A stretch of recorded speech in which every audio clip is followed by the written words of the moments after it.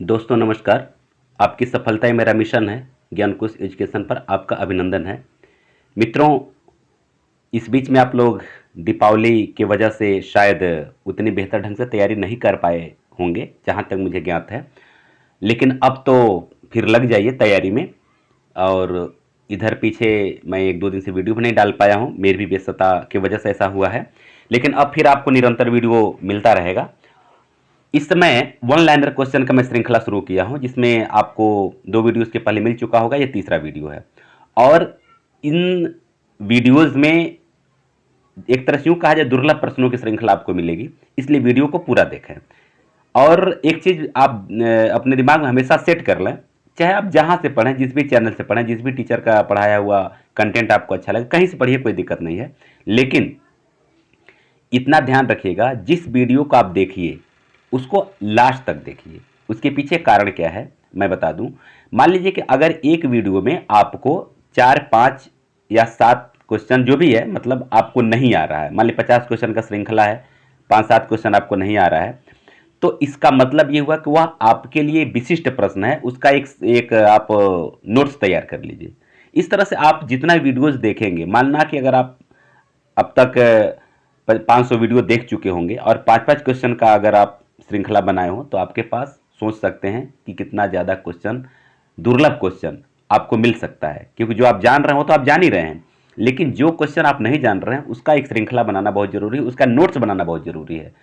तो आप ध्यान रखिएगा कि इस वीडियो को पूरा, इसी वीडियो को नहीं, हर एक वीडियो को लास्ट तक आप देखिए, चाहे जो भी वीडियो देखे लास्ट तक देखिए। हो सकता है उसमें 2 4 प्रश्न आपके लिए ऐसा मिल जाए जो आपको न आता हो, और वही उसी प्रश्न तक आपको पहुंचना, जो आ रहा हो तो ठीक है, ठीक है ना। चलिए, तो हम लोग शुरू करते हैं। आज हम लोग प्रगतिवाद के मुख्य तथ्यों के बारे में जानेंगे। और इसमें आपको देखेंगे कि कुछ ऐसे प्रश्न आपको अवश्य मिलेंगे जो विशिष्ट होंगे और दुर्लभ होंगे। जैसे पहला प्रश्न देखिए, 1935 में पेरिस में हेनरी बारबोच ने प्रगतिशील लेखकों का एक संघ बनाया था। मतलब ये प्रश्न अगर पूछा जाए कि सबसे पहले प्रगतिशील लेखक संघ की स्थापना कहाँ हुई या लेखक संघ कहाँ बनाया गया, तो पेरिस में। किसने बनाया, तो हेनरी बारबोच ने। तो इस तरह से आपको एक लाइन से 2 प्रश्न मिल सकते हैं। अगला तथ्य देखिए, 1935 में ही ई एम फोस्टर की अध्यक्षता में पेरिस में प्रोग्रेसिव राइटर्स एसोसिएशन की स्थापना हुई, ठीक है ना।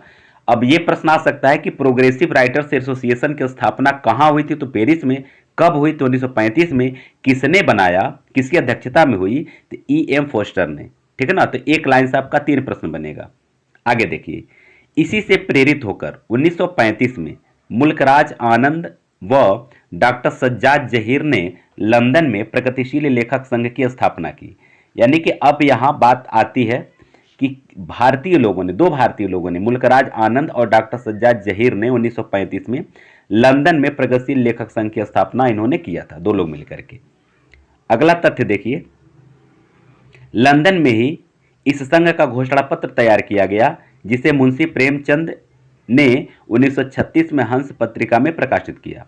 मैंने लंदन में इसका घोषणा पत्र तैयार कर दिया गया था। और यह प्रश्न आपसे पूछा जा सकता है कि सबसे पहले प्रोग्रेसिव लेखक संघ का घोषणा पत्र किस पत्रिका में प्रकाशित हुआ, ठीक। तो आपका हंस हो जाएगा। कब प्रकाशित हुआ, 1936 प्रकाशित हुआ। किसके द्वारा प्रकाशित हुआ, तो मुंशी प्रेमचंद के द्वारा प्रकाशित हुआ, ठीक है ना।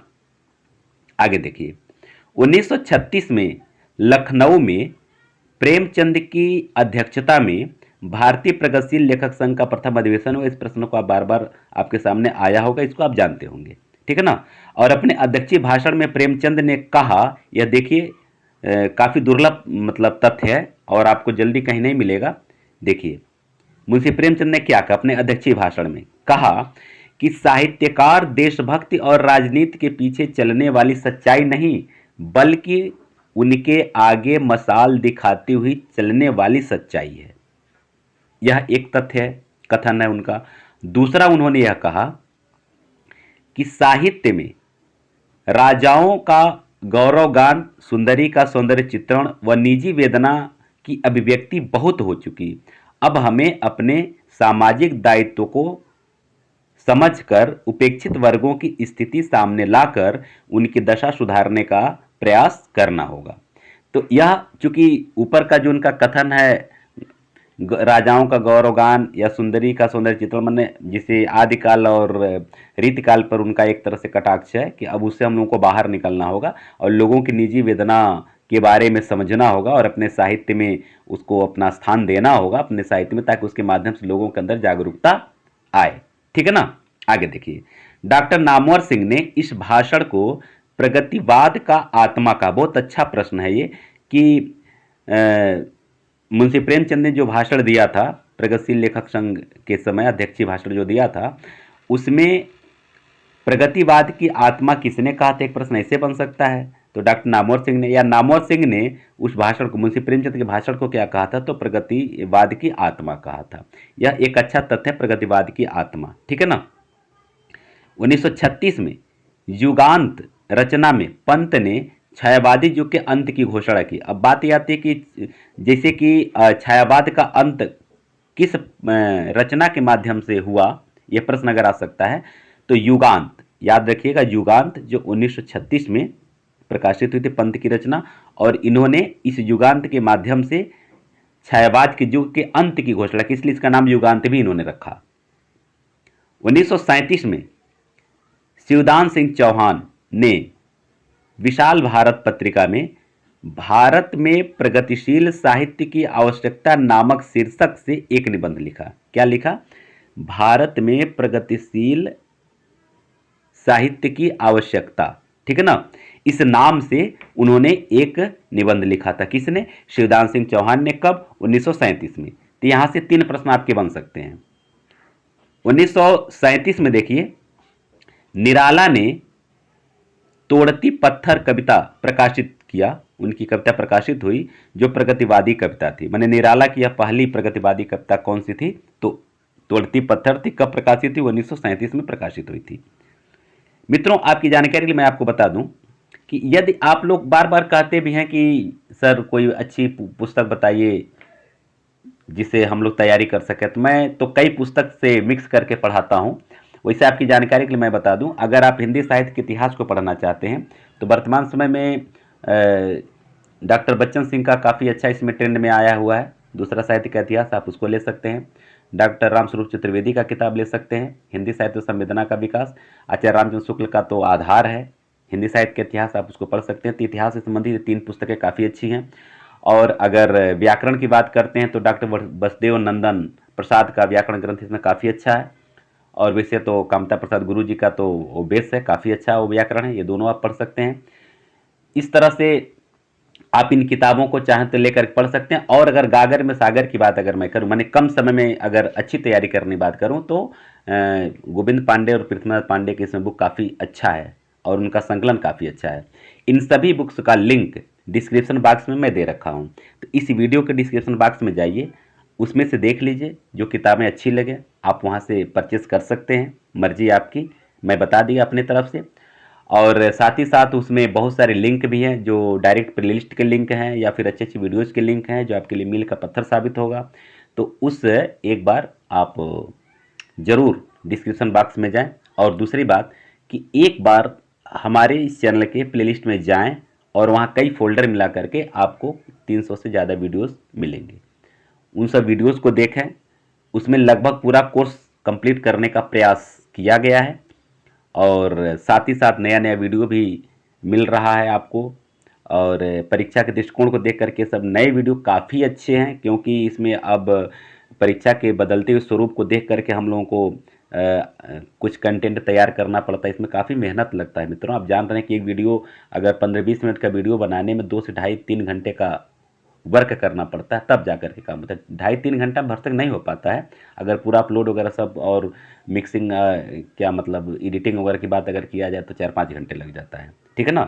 तो टाइम काफ़ी लगता है। तो हम लोग मेहनत करते हैं आपके लिए, आपकी सफलता के लिए, और ईश्वर करें कि आप लोग सफल हों। हमारी शुभकामना आपके साथ है, आप लोग मेहनत भी करें। चलिए आगे हम लोग बढ़ते हैं। 1938 में रूपाब पत्रिका में प्रगतिशील एक अवधारणा नामक शीर्षक से एक निबंध लिखकर इसे महत्व प्रदान किया गया। मैंने रूपाब नामक पत्रिका में प्रगतिशील एक अवधारणा, शीर्षक क्या दिया गया, प्रगतिशील एक अवधारणा।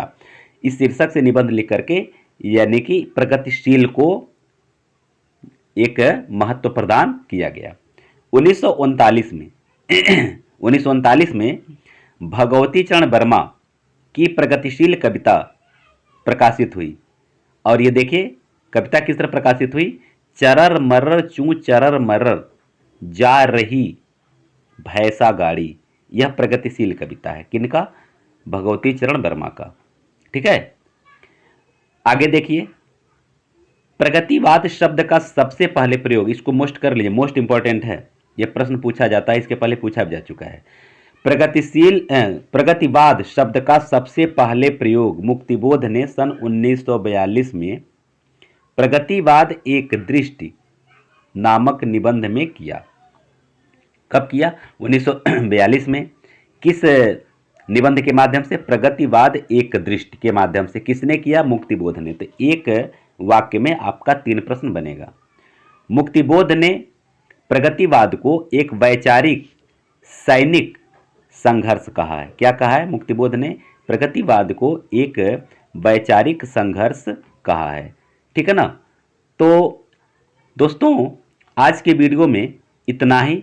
इसी तरह से आपको शानदार शानदार प्रश्नों का श्रृंखला लेकर के, वन लाइनर क्वेश्चन लेकर के मैं हमेशा आपके सामने उपस्थित होता रहूँगा और आपकी तैयारी कंप्लीट हो जाएगी। जहाँ तक परीक्षा की बात है, जिस तरह से खबरें निकल करके आ रही हैं, अभी चयन बोर्ड का कहीं कुछ भी अता पता है नहीं।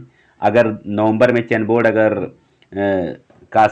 मतलब उसमें सदस्यों का और अध्यक्ष का अगर नियुक्ति हो जाता है, गठन हो जाता है, तब भी कम से कम 70 दिन पहले सूचना देना पड़ेगा एग्ज़ाम का। तो इस हिसाब से अगर देखा जाए तो आपका जनवरी फरवरी के बाद ही चांस दिख रहा है। लेकिन मैं ये नहीं कह रहा हूँ कि अपनी तैयारी आप कमज़ोर करिए। अब खुश होने की बात यह है कि जो एक प्रेशर रहा है कि चलिए नवंबर में अगर हो जाए परीक्षा तो हमारा तैयारी बढ़िया नहीं हो पाया है, दिसंबर में हो जाए तो क्या होगा, नवंबर में हो जाए तो क्या होगा, तब प्रेशर खत्म करिए। इत्मीनान से खूब आराम से 4 घंटा 5 घंटा नियमित बैठ करके पढ़िए। और भी हो जाए तो काफ़ी अच्छी बात है। अगर आप टीचिंग जॉब में हैं तो 4-5 घंटा पढ़ ले तो तब पर्याप्त आपका मतलब समझिए कि आप समय दे पा रहे हैं। अगर फ्री हैं तो 7 घंटा 8 घंटा आप देख सकते हैं। इस तरह से जो है कि आपको तैयारी करने का काफ़ी अच्छा मौका मिल गया है और तैयारी करते चलिए। हम लोग भी आपके साथ लगे हुए हैं और आप मेहनत करिए। ईश्वर से दुआ है कि आप लोग सफल हों। इसी के साथ हम लोग मिलते हैं अगले वीडियो में। आप सबको बहुत बहुत धन्यवाद।